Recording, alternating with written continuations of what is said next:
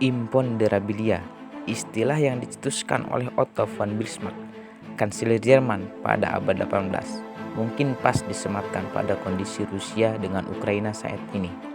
Apa itu imponderabilia? Kita bahas di lain waktu. Sekarang kita lanjut pada pokok pembahasan kita kali ini. Kita mulai ketika awal tahun 2021 di mana Rusia mulai mengerahkan pasukan militernya di perbatasan Ukraina. Hal itu dipicu oleh kedekatan Ukraina dengan NATO yang membuat Putin semakin khawatir akan keamanan negerinya. Namun di sisi Ukraina, ketika semakin masifnya pergerakan militer Rusia di perbatasan Ukraina, Presiden Zelensky tetap dengan pendiriannya, yaitu lebih condong kepada NATO dan menunjukkan keinginannya bergabung dengan NATO. Hal ini semakin membuat Putin geram dan akhirnya di awal tahun 2022 pecahlah peperangan antara Rusia dengan Ukraina. Namun semua kronologi tersebut merupakan teori di atas meja, sama halnya dengan pendapat yang menyatakan bahwa Putin berambisi membangun New Soviet. Selain teori di atas meja, jika melihat sejarah setiap peperangan militer selalu ada teori di bawah meja, yang selalu banyak orang tersadar akan teori tersebut setelah kejadiannya hanya menjadi tulisan sejarah saja di masa lalu. Jika melihat konflik Rusia-Ukraina saat ini, ada beberapa kejanggalan yang menimbulkan beberapa pertanyaan. Yang pertama, kenapa NATO mendekati Ukraina? Padahal NATO kemungkinan besar tahu hal itu akan menimbulkan peperangan. Namun NATO sampai saat ini tidak menurunkan pasukannya untuk perang di lapangan. Seolah NATO hanya menjadikan Ukraina sebagai kelinci untuk dimaksa sang singa. Yang kedua, ketika Amerika memberikan sanksi ekonomi kepada Rusia, faktanya Amerika masih membeli minyak Rusia menggunakan dolar. Padahal Rusia memutuskan tidak menjual minyak kecuali bayarannya memakai rubel atau emas.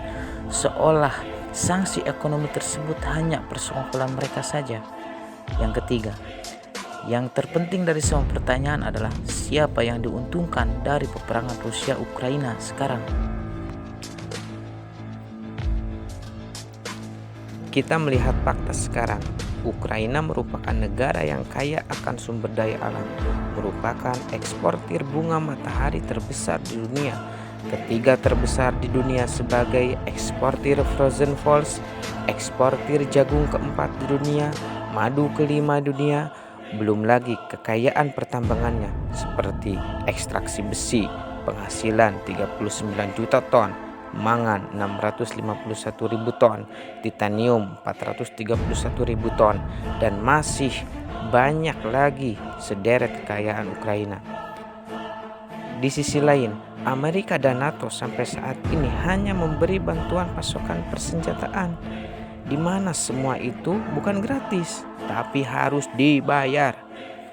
Kemudian sekarang, Bank Dunia disebutkan memberikan pinjaman sebesar 723 juta dolar atau sekitar 10,3 triliun yang pasti bunganya sangat tinggi, di mana penjaminnya Belanda dan Swedia.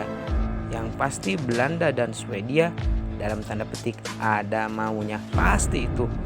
Alih-alih negara Eropa ingin membantu Ukraina, padahal mereka sedang asik bukan lagi memancing di air keruh, tapi memancing di aliran darah dan nanah.